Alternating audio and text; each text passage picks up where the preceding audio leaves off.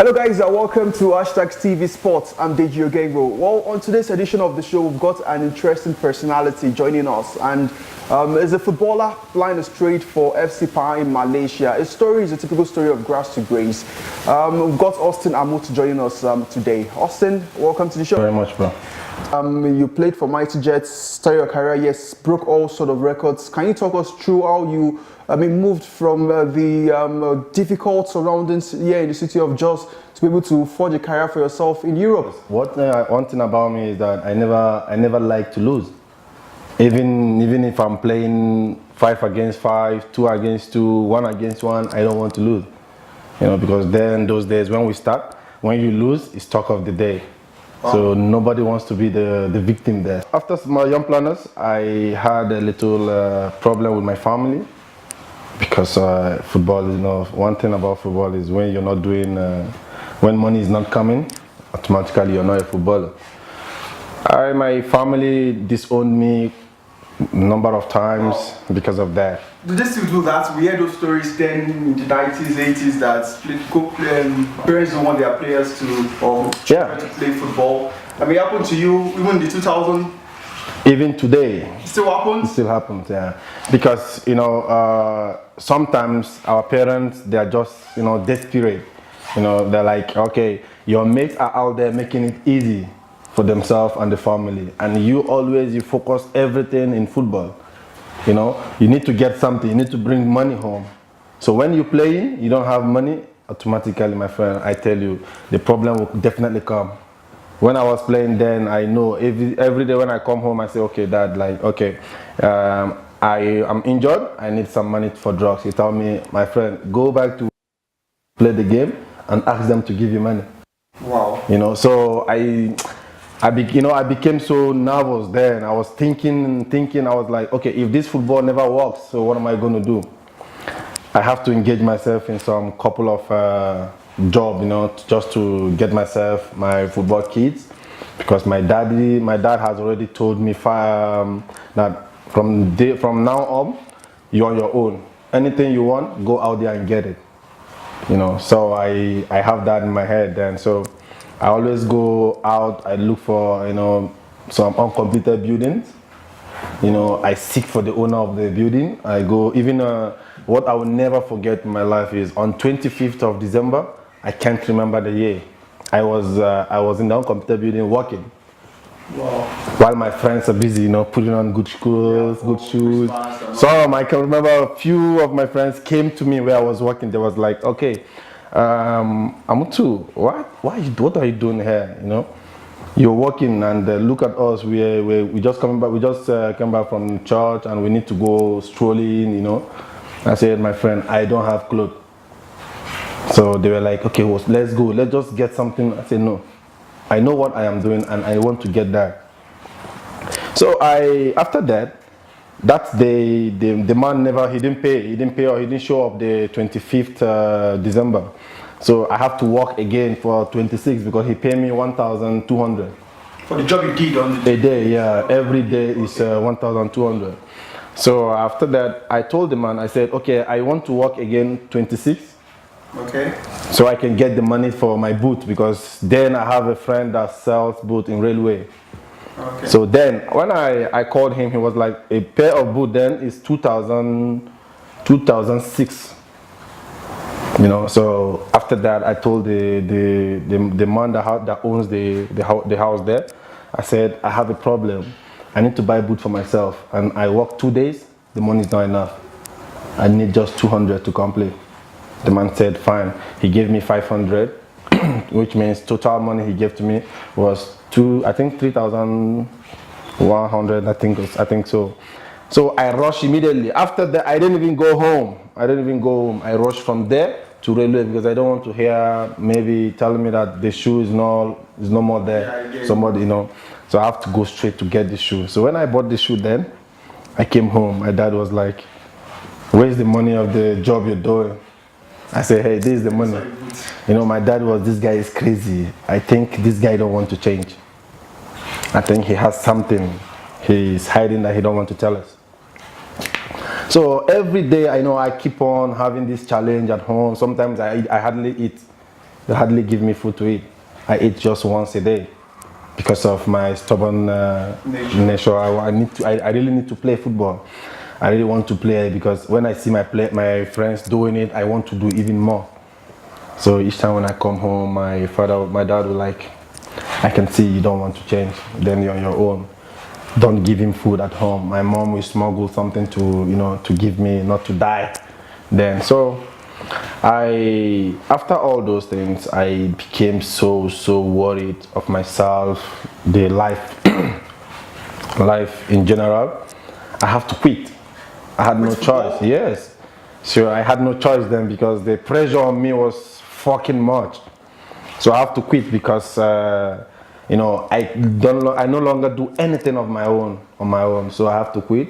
I started a job with a woman in our street there that sells the restaurant in Terminus. So because of the relationship she has with my mom, then so she was like, okay, you can come and work for me. I pay you 8,000 every month. So I said fine. I worked with the woman couple of months. Although the woman never paid me complete though, but the little money she gave to me, my family, everybody appreciated that. They were like, okay, yes, this is what you want, because after school then, most of my friends, they do this sales girls, sales boys, Yes. So they bring, most times they bring money home, they buy things. So after everything, my dad was very happy with me because I now do what he wants me to do, So I stayed off football for like 2 months, 3 months. In the 4th month, although because everything about my kids, my boots, I give it out to all my friends. The one you worked for, yes, I give it out to my friends. So after that, I now realize, okay, I have to carry on with my life, so I have to forget about football and focus on one. So I now think, I asked myself, I'm a guy, I cannot continue with this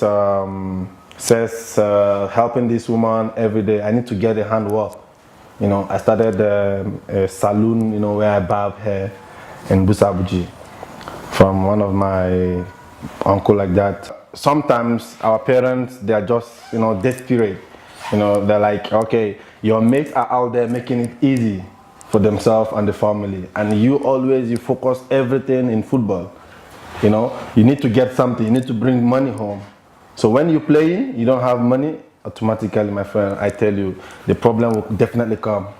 When I was playing then, I know every day when I come home, I say, okay, Dad, like, okay, I am injured, I need some money for drugs. He told me, my friend, go back to play the game and ask them to give you money. Wow. So I became so nervous then. I was thinking, I was like, okay, if this football never works, so what am I going to do? I have to engage myself in some couple of jobs, just to get myself my football kits, because my dad has already told me that from now on, you're on your own. Anything you want, go out there and get it. So I have that in my head then. So I always go out. When I was in national team then, why I was not among the selected ones is not why I'm angry. I'm angry. The people that died the least were not in the team. Came all the way. I don't know where they came from. But not selected based on performance. Based on performance, no. I don't know why, because after training all day, come rain, comes on, the team is about to travel tomorrow, and today we will start seeing new faces coming in. We're like, who are these guys? Tomorrow the coach called the list. It was like a shock. Everybody was like, are you serious? So I was very, very pissed. I have to leave. After the team traveled, I just left the camp. So I came home. Because there were reports flying around that Amutu had disciplinary issues and all that. That was why he was dropped from the team. Yes, they have to say, people talk what they don't know, but I tell you now, I left the camp not because I have any problem with anybody, okay, but I left the camp because I am not happy with what I'm saying. Because the list was not based on performance. Was that your first experience in the national team? No. The first experience I have with the national team was when I was 17. Wow. When I was 17, so I came to national team. I was dropped because of my body build. That was for the under 17? 17 years. Okay. I was dropped because of my body, and because the coach was like Coach Manu Garba. Yeah, Manu Garba. What was that? 2013, 2014. Wow, the same under 20. Yes. So the coach was like, he likes me though, but the size then, I was like over the players. Okay. So he was scared that if we allow Amutu to go, they might drop him there. When Arsenal came to me in Wariwo, they turned it down because of a lot of money. So which Arsenal is that? Arsenal, in England. England, yeah. Wow. So because when I was playing, there was this game we played, the challenge in Continental against Black Leopard of South Africa. Okay. In Wadi. So Amutu is a very big fan of Arsenal. They have this agent that came for under 15 tournament they play in Wadi there. So after the game was Saturday, and the tournament, the academy tournament, is on Sunday. So the agent came to watch the game. In the game, I scored 2 goals, a backflip goal, and a very nice finish, second goal. They came, they were like, we need to see this guy, is an upcoming player, we need him, blah, blah, blah. So they called me, they sit me down, we talked. I said, okay, fine, no problem. At the end, I don't know what happened. The manager, the agent called me. They said, I think you have a problem with this thing. You need to go out of this thing. If you want, yes, that if you want to survive in life, you need to leave this club. That they have tried everything, but Amutu refused to let you go. To let me go. So when the whole deal of sack came, Amutu was like, who asked you guys to sack him? He's my player. I signed him. I decide when he goes. So after when I was playing, I have this. When the whole season was like great, a paper for me to sign with Ibro. Started. There was no translation. No. You didn't your own agent there or something. Yes. My agent is in Malaysia. Okay, you were just alone then. I was alone. So when they brought the papers, I called my agent. Hey, this is what's happening. My agent was like, don't sign it. Let's know the content of the letter. So when I asked them, they said, no, it's normal. It's just for Africa. I signed. Not knowing. Signed was 2 years extra. I signed first 6 months with them. Yeah. So when I signed that, when they noticed that yes, this guy is good market for them, they gave me that paper to sign. An extra 2 years. 2 years, I don't know. Because it was written in Hebrew. Yes. So after season, after the relegation, we have last game to play. If we lose, we're out. We're safe for sure. Of which I scored the only goal that game, away game. We won 1-0 away. So that stays in the league.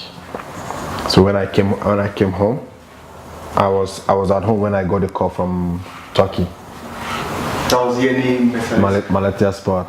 So when I got the call from Turkey, I moved immediately because for me, I believe my contract is over. In Israel. In Israel. So when I went to Turkey, Israel realized that I'm in Turkey. They start asking me, saying, I'm a player. You still have 2 years more with us. How comes? We start going to court. I spent 21 days in Turkey without signing nothing. No training, just court. So after that, the club agreed to let me go on loan. That was from Israel to Israel, yeah, to Turkey on loan, saying they must pay, Turkey must pay them 80,000 euro. Turkey said no, we cannot buy this player on loan. We cannot pay 80,000 on loan for him. We cannot. So it's better the player just go back to Israel. Sure. So I said no, what I am about to achieve here is greater than going back to Israel. I sacrificed my sign-on fee. With Malata Sport, yes. If you to mention one person that has influenced your career, that you will look back and say, without this one person, I don't think I would be where I am now, what would that be? My coach, no other player. Which of them? Coach Amutu Iwuji. Wow. Because if I tell you, I went through hell in what it was, in the eyes of my fellow brothers. Azubuike, Egwuekwe, Sondemba, Chigozie Abim. Doing what was then? Yes, they were the leaders of the team. I know what I did. I went through hell because of them. After training, they dropped their things for me to wash. I do take care of their things. I wash them. Yes. I earn my salary, they earn theirs. But I wash their kids because the respect I have for them. You know, in just as far as football is concerned, Sondemba is a big player. I always hear about him, but I never play with him. I never see him before. You had gone to the Nations Cup by then? No. Okay, not yet. Yes. Okay. So I met him. I must say it's a privilege to meet him in the first side in Mori Wolves that I played with him. You know, then everything was just like, I don't have brothers. The people that fight for me is outsiders. They were like, Azubuike, Mba, what did Amutu did to you guys? You know? I never get nothing from none of them. They play the national team, they go to Nation Cup, they won the Nation Cup, they were so famous. I watch the kids, sometimes I go fetch water for them. In the camp, the full camp, I am the only player that have generator. Because I don't eat outside. I don't like eating outside. So I do my things. I love playing games, computer games. So each time I come home, I on my gen. So they start bringing their phones for me to charge. I don't see that as nothing.